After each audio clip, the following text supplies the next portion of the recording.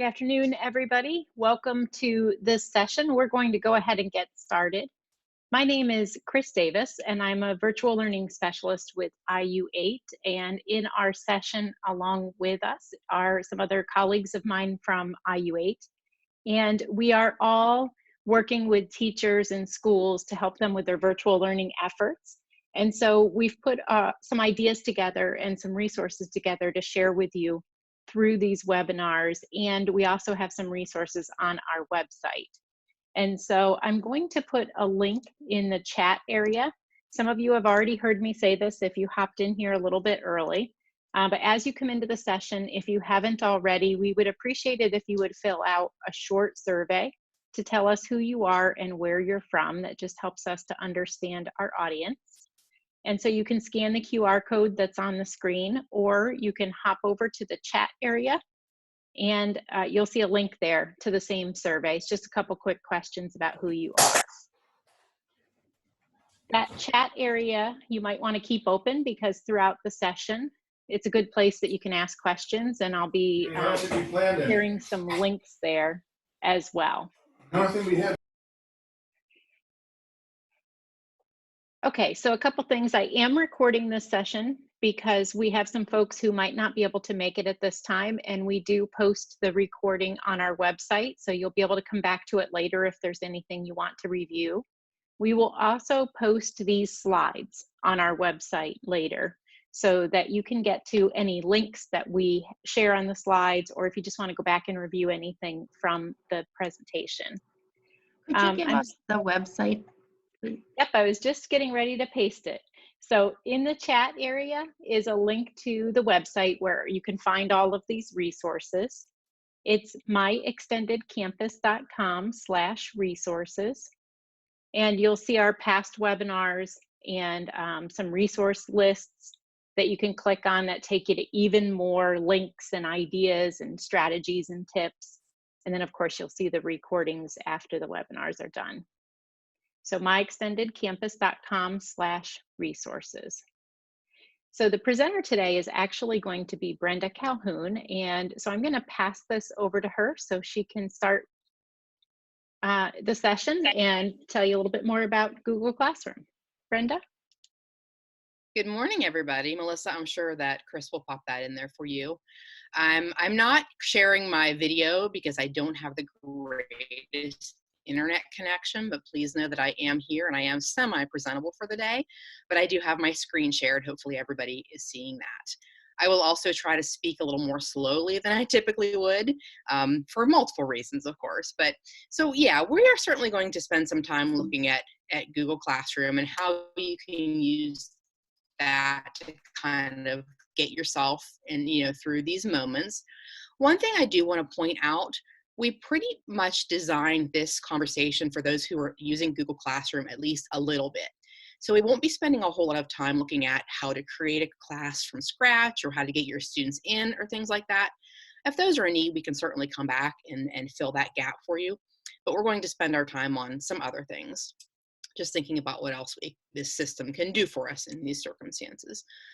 We are going to have you do,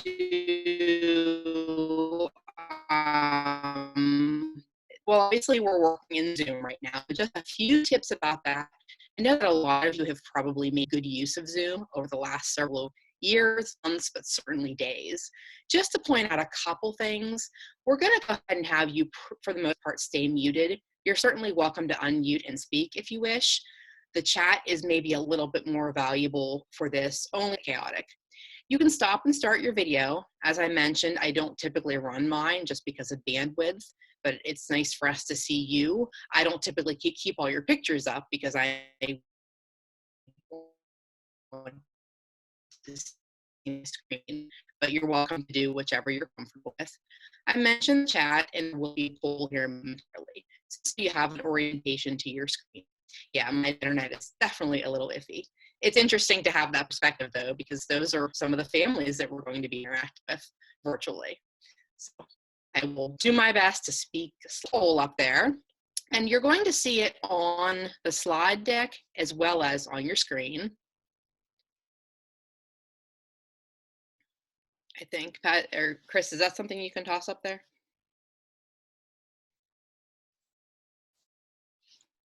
Say that again. I'm sorry, Brenda. The poll, the poll. Can we put the poll Oh, up? yeah. Yep. And I apologize. I didn't know for sure if that was something I could do. But Yep. just collecting a little bit more information. Thank you so much. You'll see the poll questions on the slide deck as well as on the Zoom poll feature. That rhymed, and I don't think I meant it to. I'm just asking you if you're a Google school, if your students have been using, and how much of a player you think that this is going to be for your future. So I'll just give that a minute for those to come in.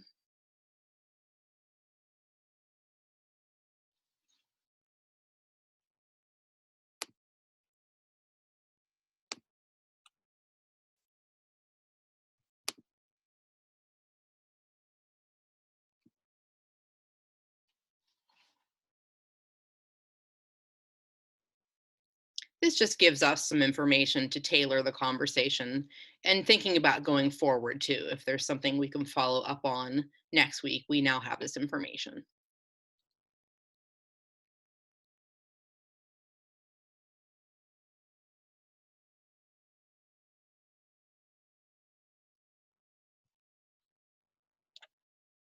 Okay. And it looks like the participants all have answered. There's some staff in here that may not. So I think that's good, Brenda. Great. All right. Thank you so much. So just a little bit of history as to why I asked those questions. If your school is already set up with Google, it just makes it easier for you to then start using this as more of a learning tool than if you weren't. If you weren't, your students wouldn't be familiar, even logging into their account, where to go, all of those things. So not only is it handy to have the managed accounts set up by your district, as well as the second question, if your students have already been interacting some in there, it's certainly going to be different because it's going to be a little bit more of a primary tool than just as a support. But it's good to know if they've had that experience or not. And the third question, of course, a lot of you probably were answering, you're not sure yet. Google Classroom isn't really a learning management system at all, but under these circumstances, it's going to kind of fill that gap in your needs just to maintain communication with students as much as possible. So that data is good for us to have. One thing I really wanted to point out is the theme of not only this conversation, but all of the conversations we've been having throughout all of this. You really don't want to be thinking and worrying about recreating material. You can find it, whether it be online with a lot of the resources that we are sharing or other organizations are sharing, or that you already have. It's just going to be a bit of a pivot to not being physically with your students, but instead using this sort of system. So we don't want to be reinventing a lot of things right now.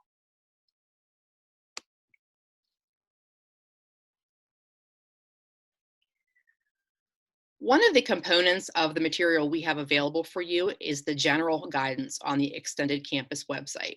That's probably how you got to this meeting, and that's the website that has been put in the chat a few times.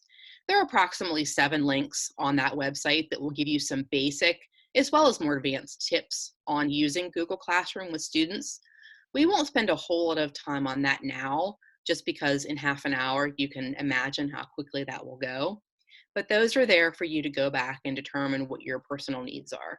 Know that that is a little bit more of a starting point.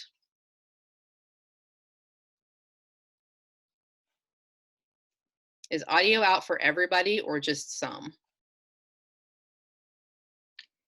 I'm hearing you, Brenda. I'll work with Okay. this person to try to resolve. Okay, good. I get a little worried because I know I have audio issues. Thank you all so much.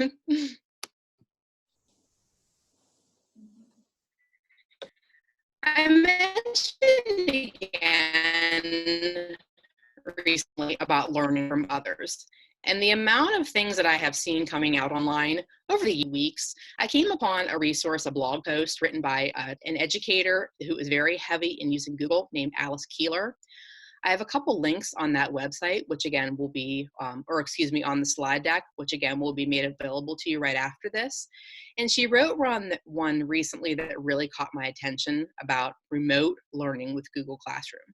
As I've mentioned, many people, including a lot of you, have probably used that in your school, with your students, but not remotely. So the links I have are out to that blog post, as well as her Twitter link. You do not have to be a user of Twitter to get to the link of just her information. I do want to point out she's very realistic, but a little bit edgy at the same time. So some people think she can almost be a little rough around the edges maybe, but a lot of her material is really fantastic. And I kind of like her humor. But so just know that that's an interesting blog to read down through as far as where do you start with this.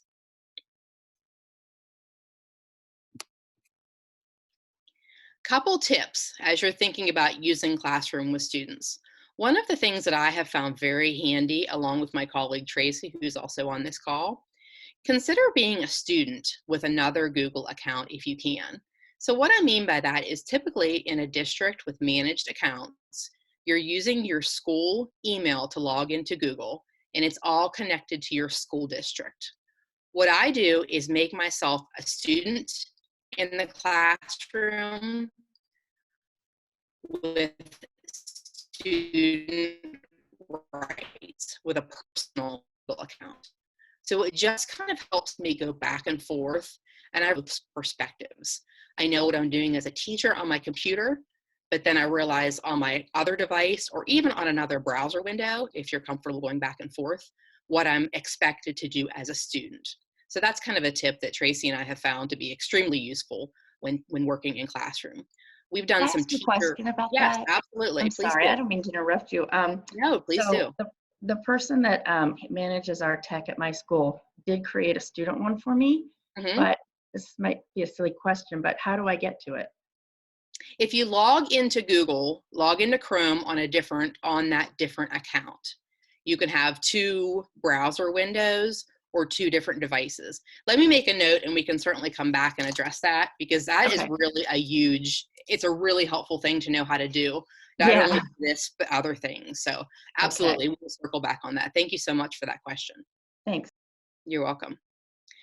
And then thinking about workflow. So I just popped a couple screenshots on here. I considered going live on Classroom, but being live on Zoom and Classroom just made me a little bit too nervous. But these are extremely recent screenshots, so it's not like they're going to be outdated. So the first picture I have on there is when you're creating material in a classroom, we're using that Create tab, which I have on there. And then those are all your options that you can work with. Each one works a little differently, as you can imagine, but a couple things I wanted to point out. The question is really handy. I've seen some teachers using that to take a little bit of an attendance with students.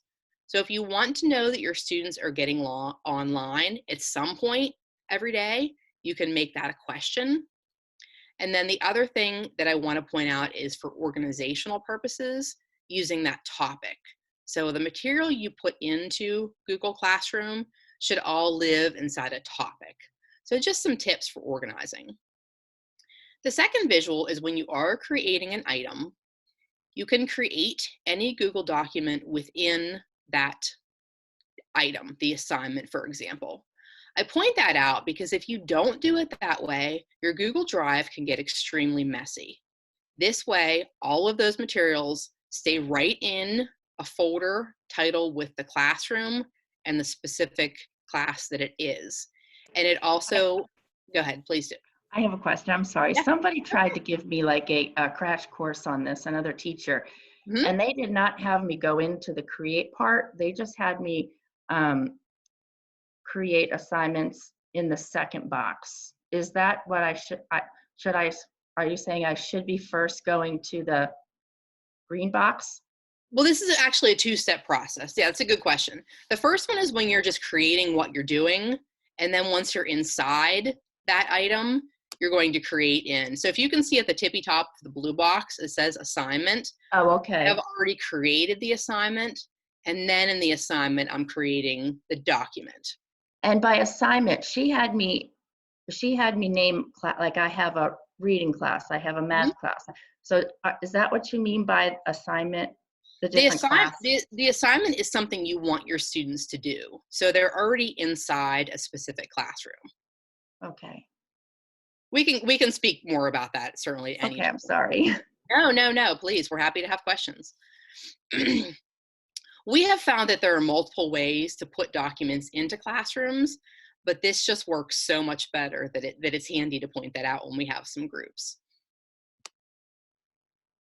Any questions about that? Feel free to put them in the chat, because even if I don't see them, we can circle back. Yes, Tracy, as I mentioned earlier, Tracy and I work together on a lot of this, and she's in the chat, and we can certainly go live either later or another day. So we're happy to have questions. That's really truly how we learn. I do have a quick question. Sure. So my school district, I put it in the chat, but my school district is setting up Google Classroom, but I don't have access to that. I didn't go to their training and stuff because it was an in-service for the district.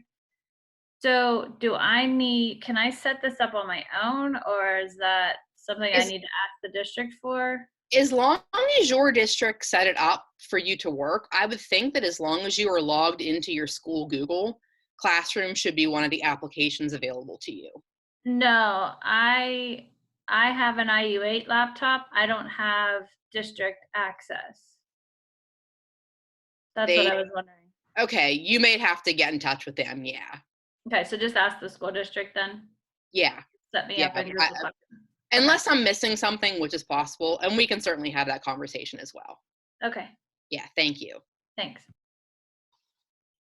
Couple other tips, thinking about how you can be efficient with the material you're putting in there.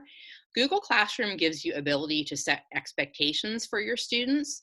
And the first visual I have on there is if you don't want your students to see something until a certain time.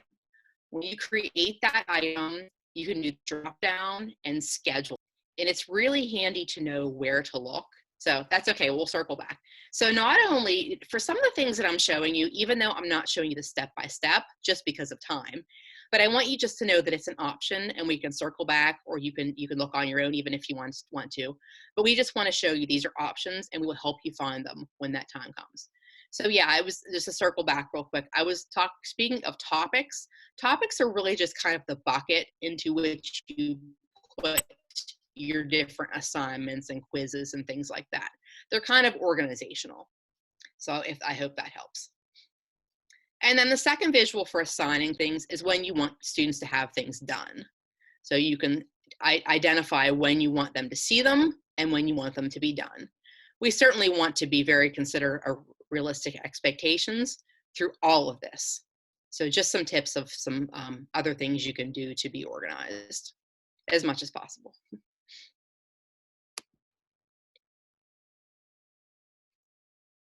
We spoke briefly about the different materials that you can use within a Google Classroom. I wanted to point out a couple things about videos, because we do like to have the ability to give students video, especially if they have multiple people trying to be online. But there are options for having them watch a YouTube video, for example. That's the video that is the visual that I have up here. So on the last screen or two, you're assigning a material, and once you're into that area, you can go to the very bottom of that visual and see the YouTube. Yeah, great question there. We're actually going to see the stream here shortly. So yes, there's a difference, but we will certainly get to that. And I think that's a very good point made about due dates. You certainly do want to be careful, and that absolutely makes sense. So yeah, if you're getting guidance from your district about your options for due dates, absolutely, that's something to keep in mind. The YouTube will allow the students just to watch the video.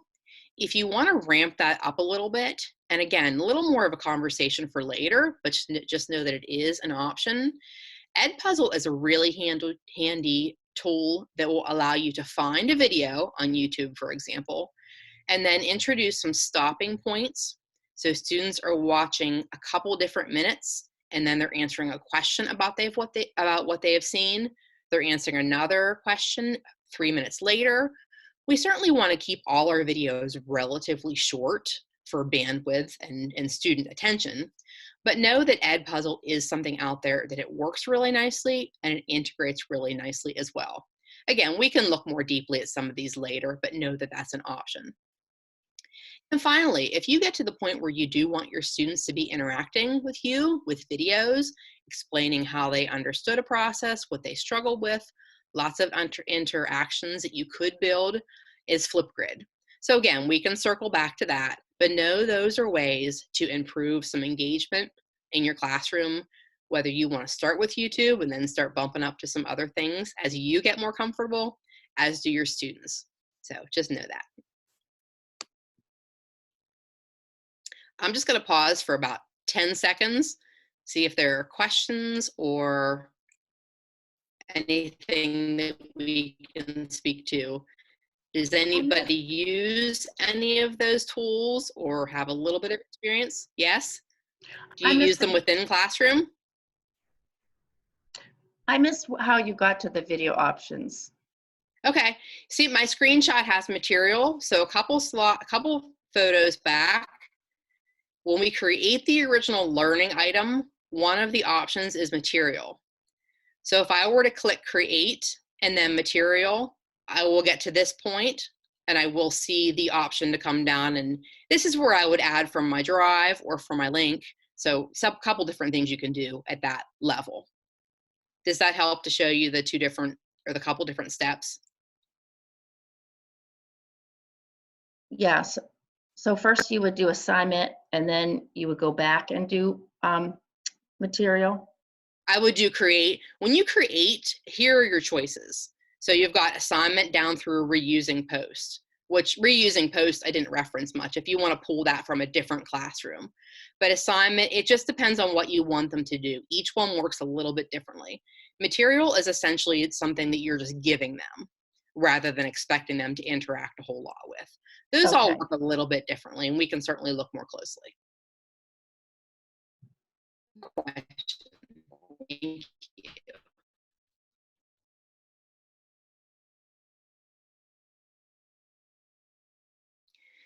We mentioned too about the material that you can put and the links you can put in there. Know that one of the really nice features of Google Classroom is that you can insert material from different websites, things that you're already familiar with.